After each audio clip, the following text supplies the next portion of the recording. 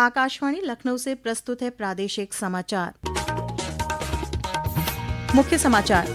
मुख्यमंत्री योगी आदित्यनाथ ने आज देवरिया में 676 करोड़ की 501 परियोजनाओं का किया शुभारंभ। कहा, जीरो पावर्टी के लक्ष्य को लेकर आगे बढ़ रही है सरकार। उप मुख्यमंत्री ब्रजेश पाठक ने आज अम्बेडकर नगर में स्वास्थ्य सेवाओं की समीक्षा की। अस्पतालों को फायर सेफ्टी ऑडिट रिपोर्ट देने के दिए निर्देश।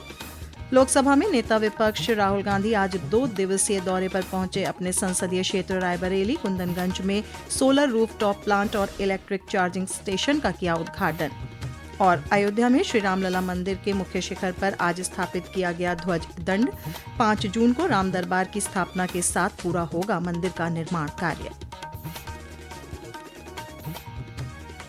नमस्कार, प्रदेश के समाचारों के साथ मैं श्वेता उपाध्याय और अब समाचार विस्तार से। मुख्यमंत्री योगी आदित्यनाथ ने आज देवरिया में 676 करोड़ की 501 परियोजनाओं का लोकार्पण और शिलान्यास किया। कार्यक्रम को संबोधित करते हुए मुख्यमंत्री ने कहा कि सरकार जीरो पावर्टी के लक्ष्य को लेकर आगे बढ़ रही है। इसके तहत प्रदेश के 15 लाख लोगों को चिन्हित किया गया है, जिन्हें सभी सरकारी सुविधाओं का लाभ दिया जाएगा। सरकार ने जीरो पावर्टी के लक्ष्य को प्राप्त करने की दिशा में कदम आगे बढ़ाए हैं। हर गांव के उस गरीब को, दलित को, वंचित को, अति पिछड़ी जाति के उस हर एक व्यक्ति को, हर गरीब को जिसे अब तक कोई सुविधा नहीं मिली है, उन सभी लोगों को सरकार की सभी प्रकार की सुविधाओं से जोड़ने के लिए, जिसके पास मकान नहीं होगा मकान हम देंगे, जिसको पेंशन की सुविधा नहीं मिलती है पेंशन की सुविधा से जोड़ेंगे, जिसके पास राशन कार्ड नहीं राशन कार्ड देंगे।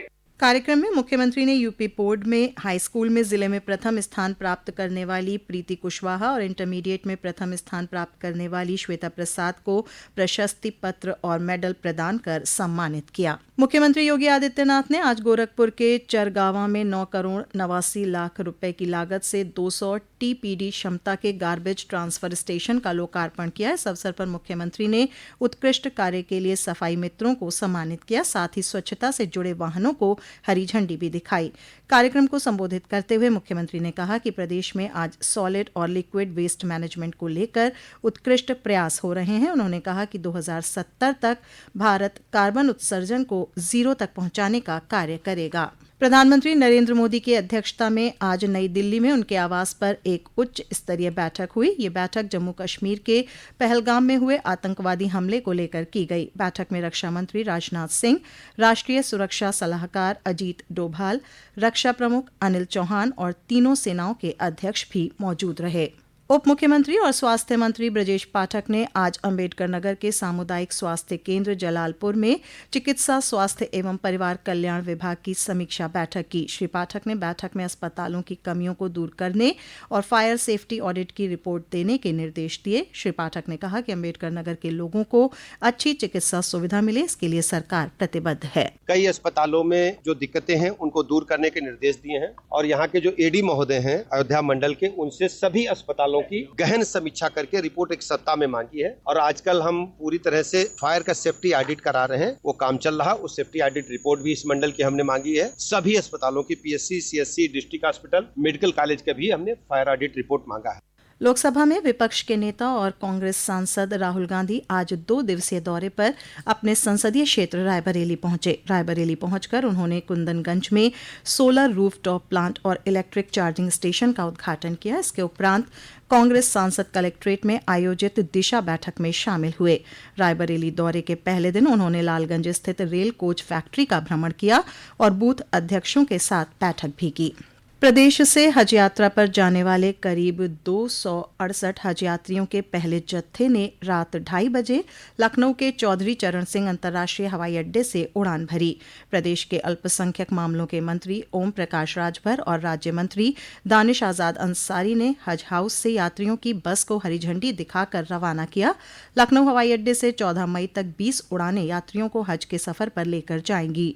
राज्य हज समिति सचिव एसपी तिवारी ने बताया कि यात्रियों की सुविधा के लिए हज हाउस में ही सऊदी रियाल उपलब्ध कराए जा रहे हैं। पेश है एक रिपोर्ट।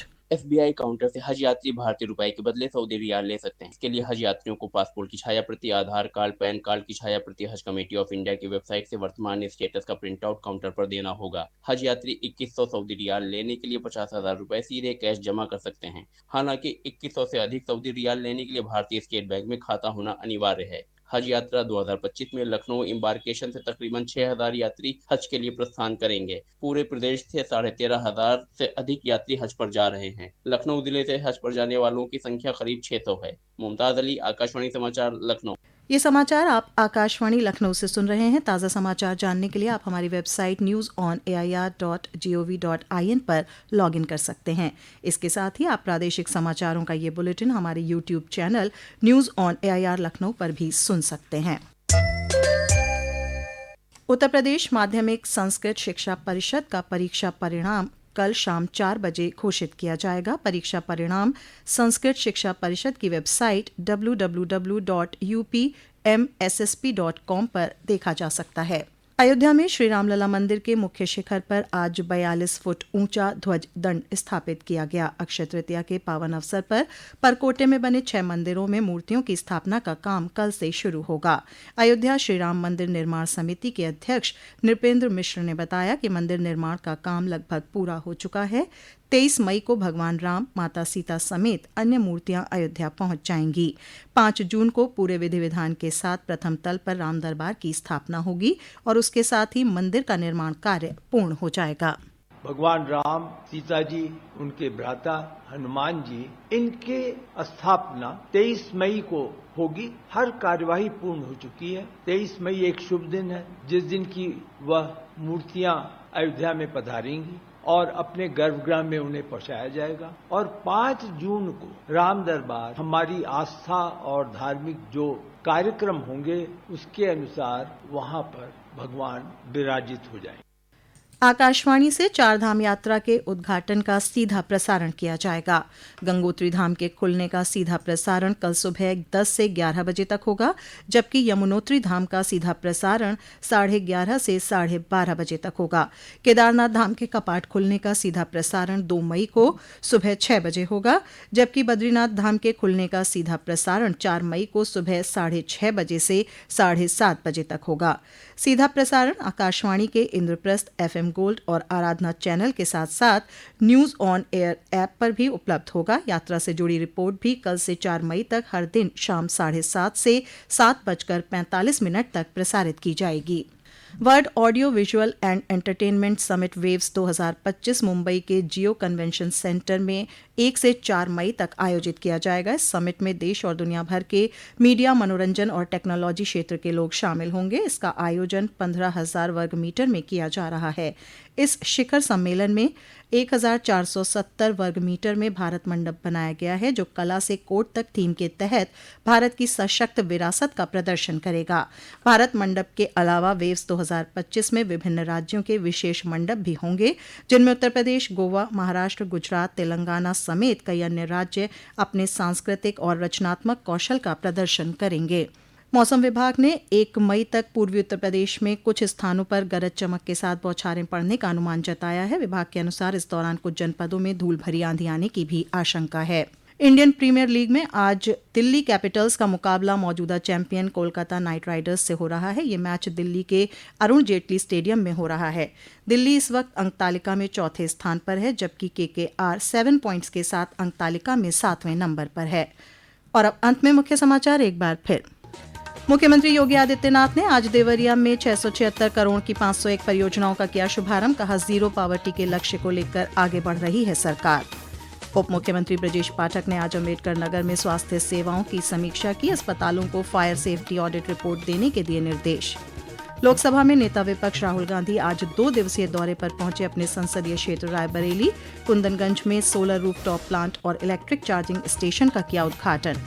और अयोध्या में श्री रामलला मंदिर के मुख्य शिखर पर आज स्थापित किया गया ध्वज दंड।